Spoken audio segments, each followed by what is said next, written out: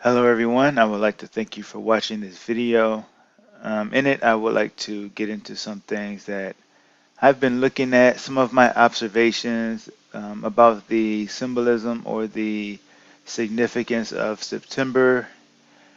I have some things from an older video I made. It was about the connection between the God of Islam, which is called Allah, and the goddess Isis. And I won't get into everything that I showed from that video, and this is an older video, so some of the research does need to be brought up to date, but there was still some good stuff in there, in my opinion, and I'll show you some of that as it pertains to the month of September. Now, one of the things that I'll just get into right off the bat is just that the the reason September is apparently so powerful or so important, not just in the what should we call these, the powers that be, or the Illuminati, or the Freemasons, or whatever other group out there is operating and performing rituals during this time, the witches, so on, the pagans. The reason is that the the sun, I believe it's due to the equinox. It is being placed in the constellation of Virgo. And so, what that means is that the constellation of Virgo is the constellation that announces the harvest. And also, if you are familiar with the image of the goddess and her son, well, there you have the constellation Virgo and the sun being together. Um, yeah, her son SON, her son SUN. They are the same thing. So you have this birthing of the sun that's going to happen, and you also have the harvest being announced, and you also have the not the constellation, but the star Jupiter, which is the king planet. That is the star that was associated with Marduk and Jupiter. I mean Zeus. I already said Jupiter, but Zeus and what other name? Um, Mostly the king god, so called, right? And it was the constellation of Virgo. It was the goddess who birthed the king.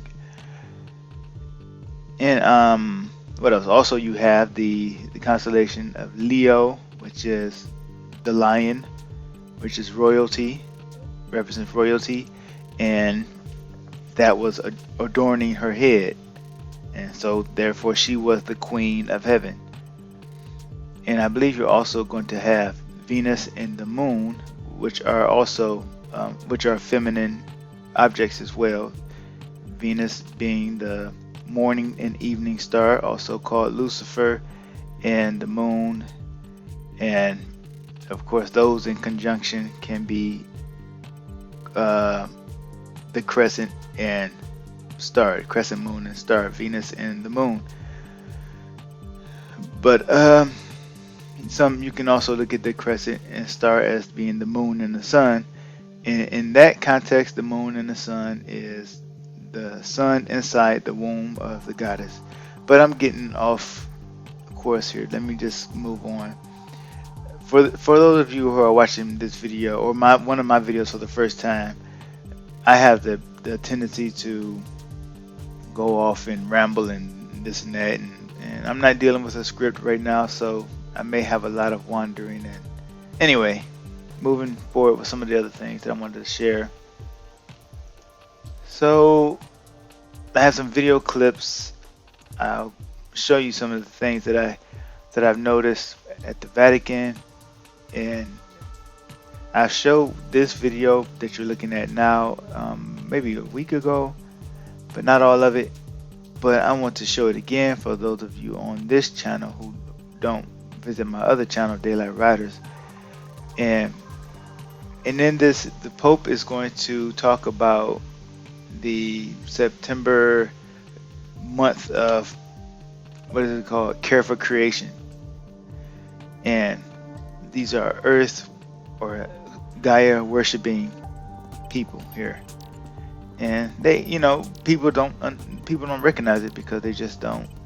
They're not being taught, right? We've been taught to look for certain things in regards to the adversary, and we haven't been taught to look for the so-called divine feminine or the goddess.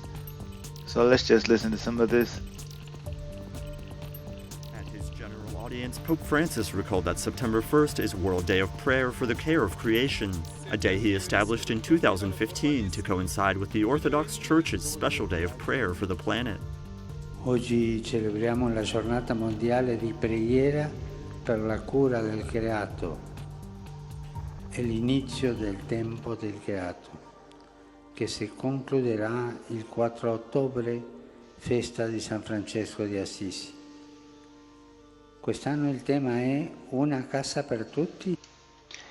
So this is the time for creation. Remember what Paul said, they worship and serve the creation more than the creator who is blessed forever. By the creation, of course, they are talking about the earth. They're talking about Gaia. This is Gaia's month. And also July, I think, as well, because of the Sirius. Is that when Sirius, something happens with Sirius and they call it the dog days of summer. Sirius is the dog star, and and it's associated with Isis and Venus. But anyway, getting off track again. So another thing that you might notice here is that he says that this year's theme is a home for all and renewing God's oikos or dwelling place. Now, God's dwelling place is in us, in His children, those who are saved and have the Holy Spirit indwelling them. That is God's new temple, and it is a temple not built with hands. But the Pope is saying that the earth is God's dwelling place.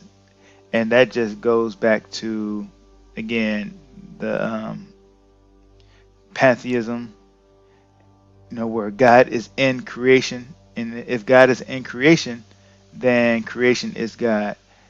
And so, and also you can look at Kabbalah as well. They have, I'm not even going to get into all of that, but I keep going off. All right.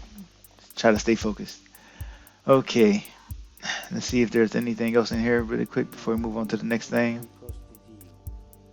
The Pope announced that he has prepared a message with Ecumenical Patriarch Bartholomew and the Archbishop of Canterbury, Justin Welby, on the current climate situation.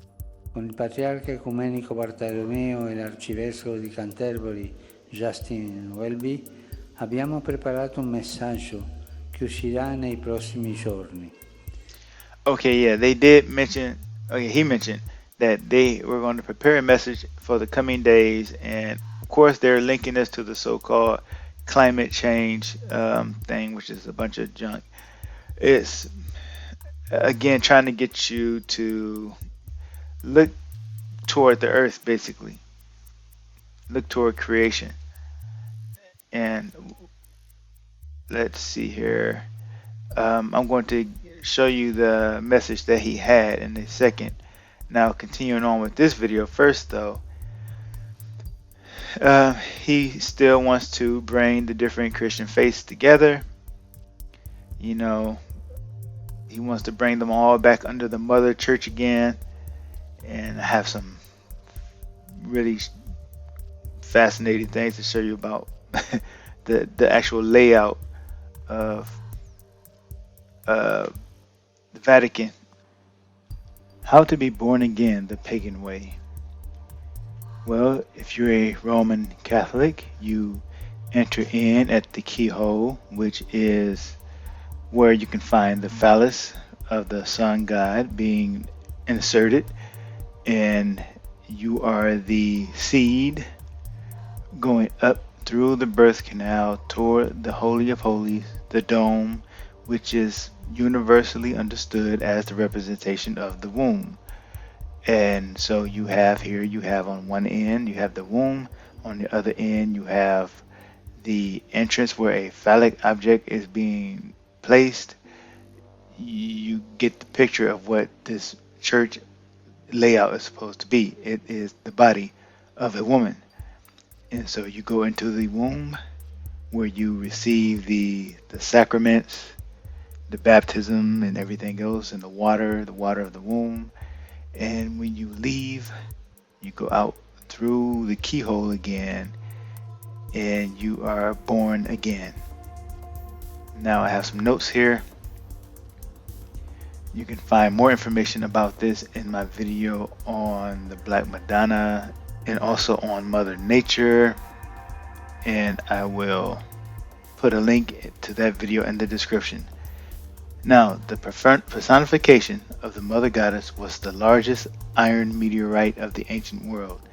The same type of meteorite was worshipped as the embodiment of the goddess, or even as the throne of the goddess in various places, such as in Ephesus, where the Ephesians said, "Great is Diana of the Ephesians," and they worshiped the image which fell down from heaven. Anyway, continuing to read here.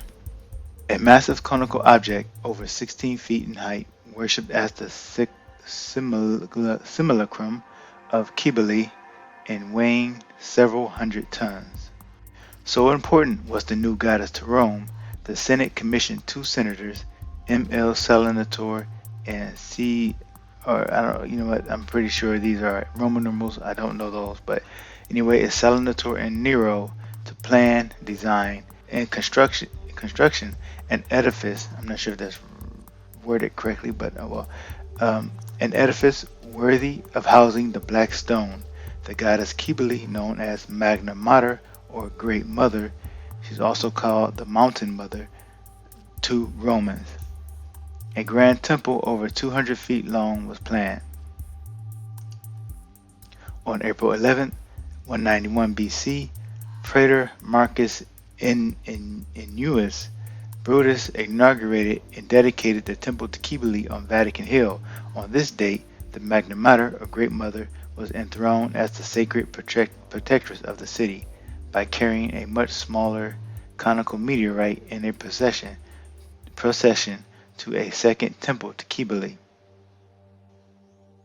Now, from this website, this is where I learned that Vatica, it was the Etruscan goddess of the underworld who guarded the city of the dead on Vatican Hill in ancient Rome. The area which is now St. Peter's Basilica thus became known as the Vatican. It was named after a goddess. Her name was Vatica. And from this site we have the word Vatica comes from the Etruscan goddess who guarded the necropolis on Vatican Hill. The word Vatica subsequently became Latin for prophecy, referring to female oracles or Vaticinia. You will also notice about St. Peter's Basilica that the origin of basilica is from the Greek or basilisk or basilike, which is a royal serpent, and basilica is the feminine form of royal serpent. So St. Peter's Basilica is the feminine form of royal serpent, and it is named after the goddess of the underworld, Vatica. Or the Vatican is named after the Roman goddess of the underworld, Vatica. As a final quick note before I get back to the original video that I had planned, the name of the region of Turkey was pronounced Phrygia. Now Phrygia has a goddess, or Phrygia is the name of the Norse goddess Freya, and I would not be surprised if Freya or Phrygia actually came from the name of the region that is now called Turkey, but which was called Phrygia then. And that goddess, as you can see, is the very same as Cybele. She is sitting enthroned, and she is being worshipped in Rome, as well as the place where the east meets the west, and in Constantinople, which is now called Istanbul. And I plan to do more videos on this region of Constantinople or Istanbul because I believe it's very important to Bible prophecy. And this is what I believe the place where Rome or Catholicism and Islam joins together. So you have at this place, Freya, that God is sort of spreading throughout the world. And we pray for our work, and I'm reading here, we pray for our common home in these times of grave planetary crisis. Again, that is just a scam they are pulling to get us to go along with their earth worship. Which the Orthodox, Anglican, and Catholic churches pray together for the protection of the planet. It will conclude on October 4th, the feast day of St. Francis of Assisi. Now, in this next video, this is where I guess they want to encourage us to have an environmentally sustainable lifestyle. Again, it's like a religion. It is a religion. It's not like a religion. It is a religion that these people are part of. And you can see the woman in scarlet behind him. Mary, the so-called Mary. It's not the real Mary. And FYI, Mary's name means rebellion and bitter seed. That's something else, just for you to keep in mind. Okay, let's play this. Me alegra mucho ver que los jóvenes tienen valor de emprender proyectos de mejora ambiental y mejora social, puesto que ambas van juntos. Los adultos podemos aprender mucho de los jóvenes, pues en todo lo que tiene que ver con el cuidado del planeta, los jóvenes están a la vanguardia.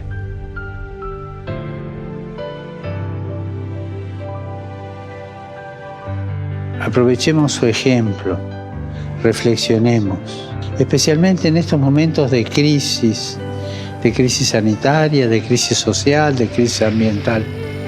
Reflexionemos sobre nuestro estilo de vida, sobre cómo la forma de alimentarnos, de consumir, de desplazarnos, o el uso que hacemos del agua, de la energía y de los plásticos, y de tantos bienes materiales son a menudo perjudiciales para la tierra.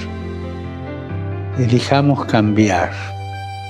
Avancemos con los jóvenes hacia estilos de vida más sencillos y respetuosos del medio ambiente.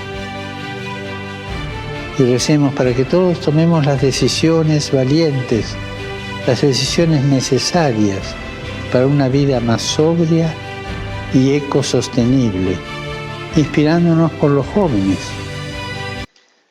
So yeah, there's a form of eco-fascism coming.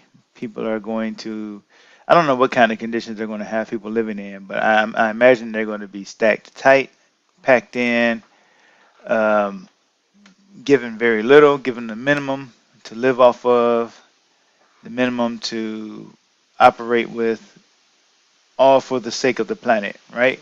As it says on the Georgia Guidestones, leave room for nature, be not a cancer on the earth, leave room for nature, and keep humanity maintained under 500 million, was it 500 billion? No, 500 million, not billion, 500 million in perpetual balance with nature. So, again, they're going to reduce the population and have the people who are alive live on the bare minimum for the sake of their mother goddess. Ya que están comprometidos con este cambio, y no son tontos, porque están comprometidos con el futuro de ellos. Por eso quieren cambiar lo que ellos van a heredar, en un tiempo en que ya nosotros no estaremos.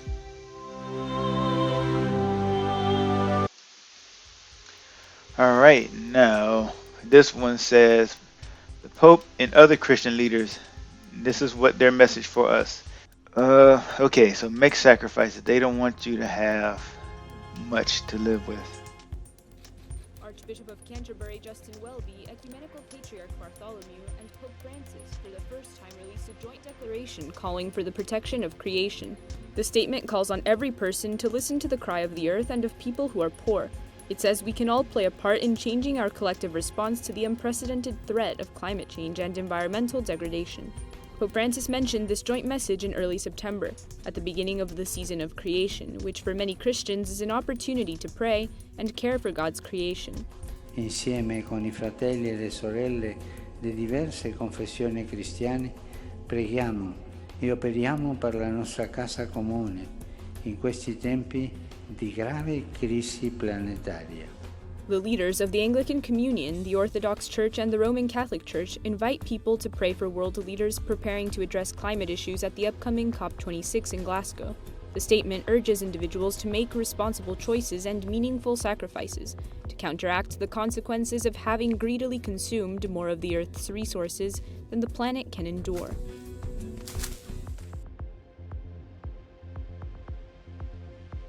Now, that goes very well with what I show in this video about the AI goddess Gaia, the image of the beast. And if you all, it's a long video, 1 hour and 24 minutes, but I believe it's worth it. And so I ask you all to watch that video if you haven't, and you can get a good idea of what they have in mind to do using AI. And yeah, so it's going to be a world where they want us worshiping Gaia. If she may be going by another name, but it's going to be that goddess. After his general audience, Pope Francis blessed a peculiar item presented to him from the crowd, a golden rose. The rose is a gift to Our Lady of Skalmierzyce in Poland, an image which dates back to the 15th century. It is almost 600 years old, and just now it is the 55 years as the paint was coronated by the Primus of Poland, Cardinal Wyszyński. In 1966, Cardinal Stefan Wyszynski crowned the image of Our Lady with crowns that were blessed by Pope Paul VI. Now the image will be accompanied by a golden rose blessed by Pope Francis. Priests. Now, why is this important? Number one, it's idolatrous. Number two, the rose is a symbol of Venus, and so is the apple. By the way, the apple is a symbol of Venus, and Venus is Lucifer. And so you have the forbidden knowledge, forbidden wisdom, the false light, all being symbolized by the rose and the apple. And the apple is because it's associated with a story in mythology about the garden, a garden associated with Venus. I think it was called the Hesperides, or something like that. I get the name. I showed it in whatever. I showed it in another video, and I'll probably show it again one day eventually. But anyway, so you have these symbols of Venus, or the goddess, and it's idolatrous. And number three, it reminds me of the verse in Daniel where it speaks about the God of forces, and that is also something that I bring up in this video as well. Oh, here we go. But in his estate shall he honor the God of forces, and a God whom his fathers knew not shall he honor with gold and silver, and with precious stones and pleasant things. In 1966, Cardinal Stefan Wyszynski crowned the image of Our Lady with crowns that were blessed by Pope Paul VI. Now the image will be accompanied by a golden rose blessed by Pope Francis. Now, the God of forces is the mother goddess, because forces means a fortified place, a fortress, stronghold, or a city, and that would be the goddess. Now, what did sorry, it's hard to find these. I mean, it's hard to scroll through this. Oh yeah, it's the goddess who wore the walls, or she wore the city on her head. But one of the things that Alexander Hislop did get right in his book, The Two Babylons, is identifying who the god of forces was, and that is the goddess going by many names. But for some of his other research, I disagree on, especially with the so-called Semiramis, who he tried to, if she existed at all, she didn't even exist in the same time period as Nimrod. So he basically tried to reverse engineer mythology, and he plucked the figure out of history, put her back in Nimrod's time, and said, boom, she was his wife, and nobody asked any questions about it.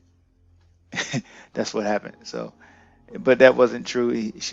Semiramis was never his wife. That's why she wasn't mentioned in the Bible. If she existed, she didn't even live in the same time period. Now that you can actually fact check that. Now, okay, some things that I put into an older video that I want to show you, and it is related to the month of September. Some of the things that happened, some of the things that went on, rituals and such, during the month of September in the ancient times, and probably still go on in secret. But in a place called Eleusis, I believe it's called Eleusis, in Greece, you had what was called the Eleusinian Mysteries, or the Mysteries of Demeter. And Demeter was, of course, a goddess of agriculture, an earth mother, basically. And so, as I put here, and this came from esotericonline.net, the Eleusinian Mysteries, Mystery of Demeter, were the initiation ceremonies held annually in honor of Demeter, the mother goddess of agriculture and fertility, and Persephone, her daughter, the maiden queen of the underworld. These were the most sacred and revered of all ritual celebrations of ancient Greece. Now, next, from this book called America, Nation of the Goddess, the Venus Families, and the Founding of the United States, I put here, this is, again, the text looks different than what you usually see because this is an older video that I made. So, as for the Eleusinian Mysteries, as a Masonic institution, little is known about it. According to the information of the Duke of Ascoli offered to Francis McDowell, it had come from southern Italy, where the town of Ascoli is situated. Or Ascoli, I'm not sure how to pronounce that, but well, it was from ancient Greece first, and then it migrated. In the ancient world, the Eleusinian Mysteries were extremely well known. They took place annually in the smallest settlement of Eleusis, not far from Athens in Greece. Yeah, there it was.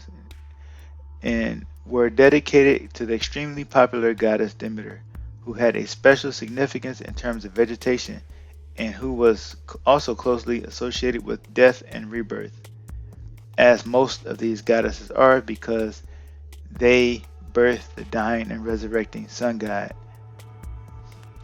So that is the whole point of the mystery religions. The sun god dies and resurrects, and it's up to the goddess to resurrect them. Both men and women could be initiated into the mysteries of Demeter. Even slaves were not precluded.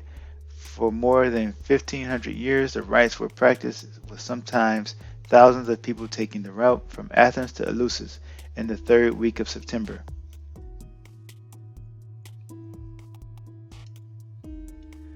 For example, although September 17 was the most significant date in the yearly celebrations of the mysteries of Demeter and Eleusis, it was also self-evidently the day on which the American Constitution was signed. They pick dates for their things for a reason. We have seen how closely associated were the beliefs of those who fought for and founded the United States with ancient myths related to the Earth Goddess.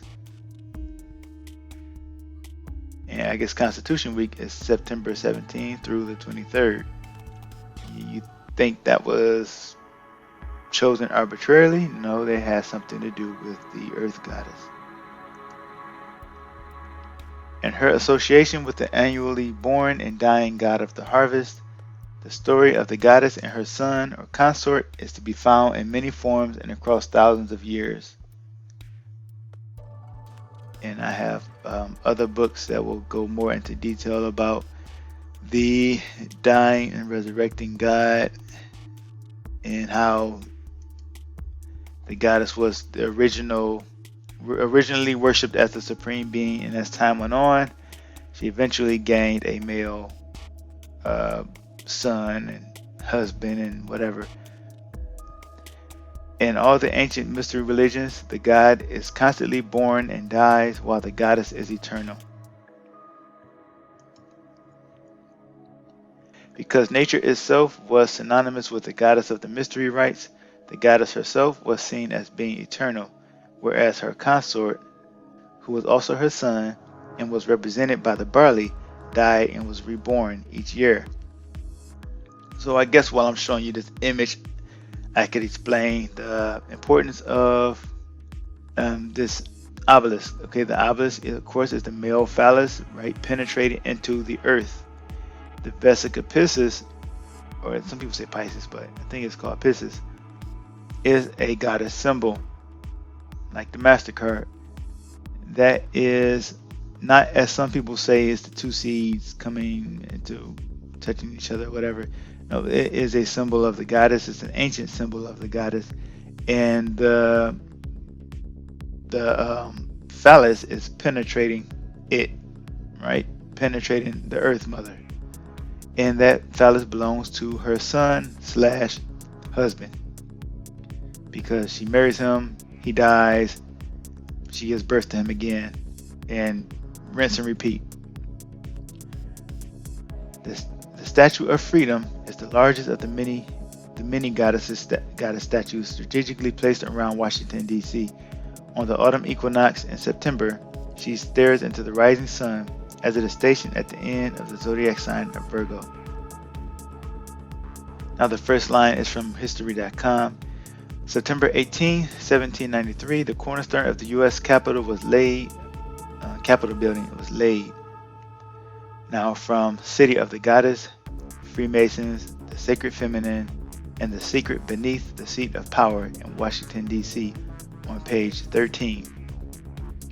On that very Wednesday, the day most associated with the sign of Virgo, at 3:30 a.m., a near full moon was about to set, leaving Venus in the sky in the east for 2 hours as the brightest object in the sky, all while the sun was firmly positioned in the sign of Virgo. But September 11 is massively important. It's the sun rising in Virgo, isn't it? And of course, Washington D.C. has got Maryland on one side and Virginia on the other. Yes, that's right. And Pentagon is right, almost smack in the center of that square, by the way, as well. Yeah, but that female thing, which is at the root of Freemasonry, much to the alarm of many Freemasons, the whole thing is about goddess worship equally with God worship. It's about the polarity of gender in the Godhead.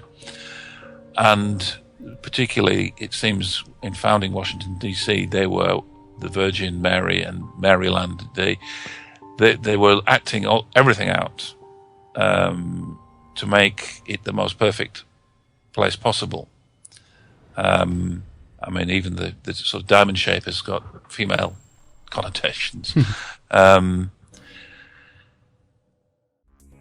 So they got all her little feminine symbols, the moon about to set and Venus in the sky. You know, they got to have their little goddess symbols, and then the sun, of course, is positioned in Virgo. Okay, so that should shine some light on exactly how important September is for the powers that be. I just refer to that because I just don't see a point in trying to apply one name, like such as the Freemasons, such as the Illuminati, and all these different terms, when a lot of these get misused and you apply it to the wrong people, and their meanings get lost, and everything just gets really muddy.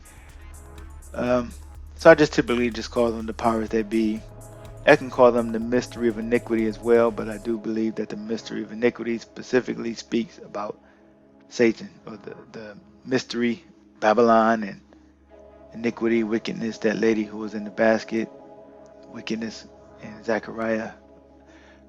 Getting off track again. Sorry about that.